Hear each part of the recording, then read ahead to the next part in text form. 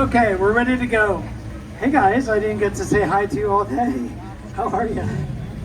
This is the Timeless Elegance Award, which goes to Richard and Helen Harding, who have previously, with another car, won Best of Show here.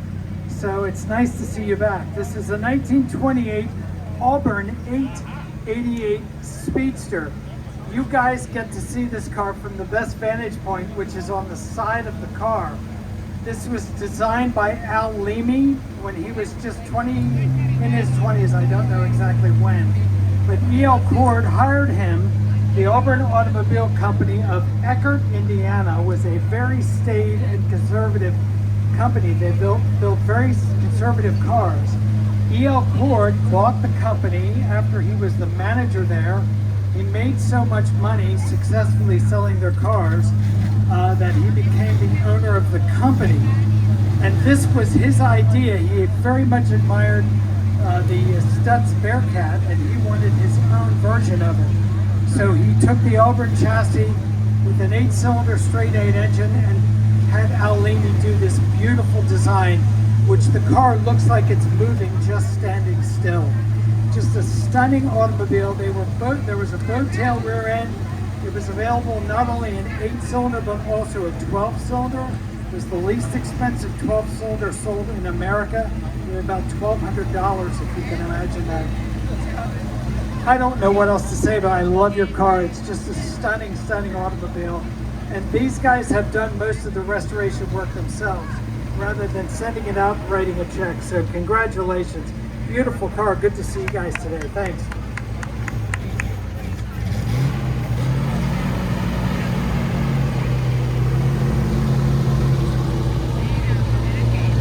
Just look at that thing. Wow.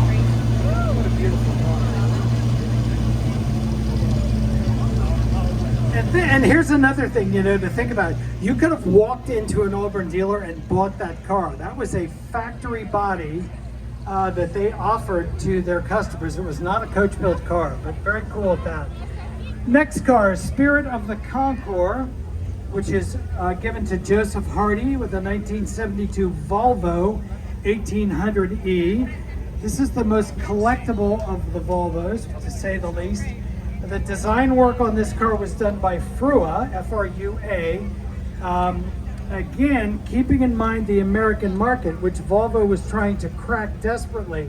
You had a very almost American-looking car with fins to the rear, although when this car came out, the fin craze had kind of passed.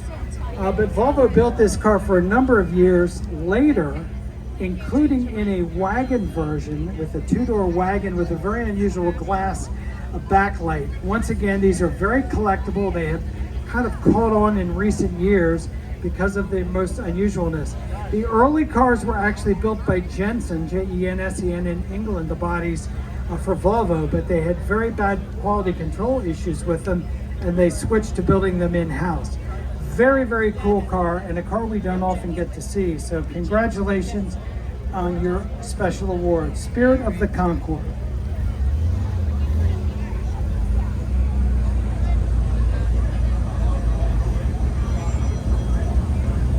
Very nicely done restoration. Okay, our next car is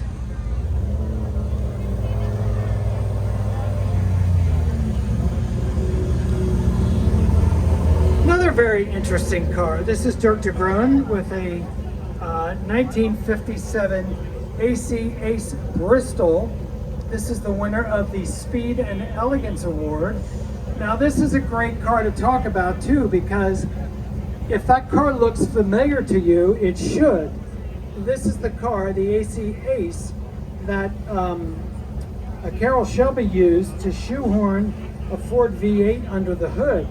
This particular, and then ultimately build the Cobra. This is a European or a British version of the car, which came with 2 engine options, one of which was a Bristol engine. The Bristol engine is an inline 6-cylinder engine that was shared with BMW from the 1930s. This motor was actually still in production through the early 1960s, and BMW was required for reparations to allow Europe to build the engine and they were used in the Ace Bristol. So it's a very, very cool car. Also a neat sounding car too, that sounds like kind of nothing else. Wonderful, wonderful car. Congratulations on your award. Very nice.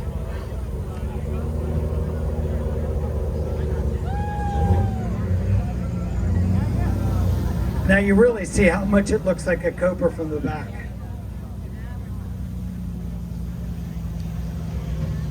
People's Choice. This is your favorite car here on the show field today, and a very deserving winner at that. This is Robert Stewart. Oops, sorry. Pedro Pena, I'm sorry, got the wrong name here. With a 1969 Chevrolet Camaro. My notes say a Z28, it is not that. It's an RSSS, which means it's a rally sport and a super sport. You could get both on the same car. If the car had concealed headlights, it was a rally sport. The super sport had to do with other things about the car. But the thing we're here to talk about is this was the pace car at the Indy 500 in 1969. That color is ermine white, E-R-M-I-N-E, ermine white, and the orange was a special Camaro color called Hugger Orange. However, in typical GM fashion, they couldn't help themselves, and if you remember a car called the Pontiac Judge, the color of that car is called Carousel Red. It is the exact same color as Hugger Orange, which they never told anybody. These cars had these wild orange houndstooth interiors, which was part of the pace car package. Base cars had 350s, the big block 396 was also available. These were built in limited numbers and they're very desirable today. It's a great example of a pace car. Thank you so much for bringing it, and congratulations on your award. Sounds nice too. And if you ever see a 69 Firebird with those spoilers on it, that's incorrect, because Firebirds never came with spoilers, just Camaros.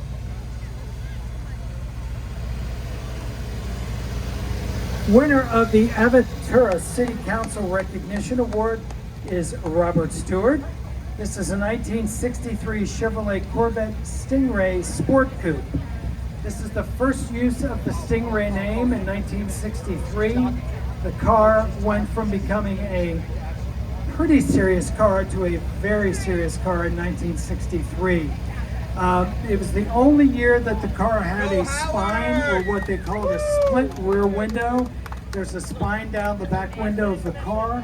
That was an argument and a deal between Zora Arkus Duntov and Bill Mitchell, who was the head of GM Design. Duntov hated it and Mitchell wanted it, so they made a deal whereby the car had that for 1 year. The other thing that was unique about these cars, the hood was a 1 year only hood. It was called a cheese grater hood, because if you look at the air vents on the hood, they look like cheese graters. Anyway, this was the first Corvette that would be the first Corvette with all disc brakes in 1965. Of course, there was a small block and a big block.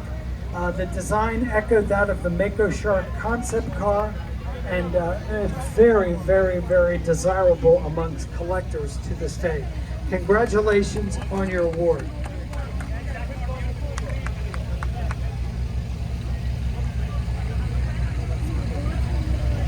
Next up,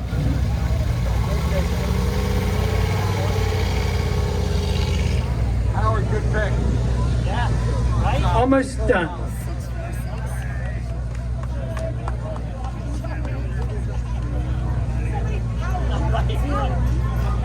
Our next car, please.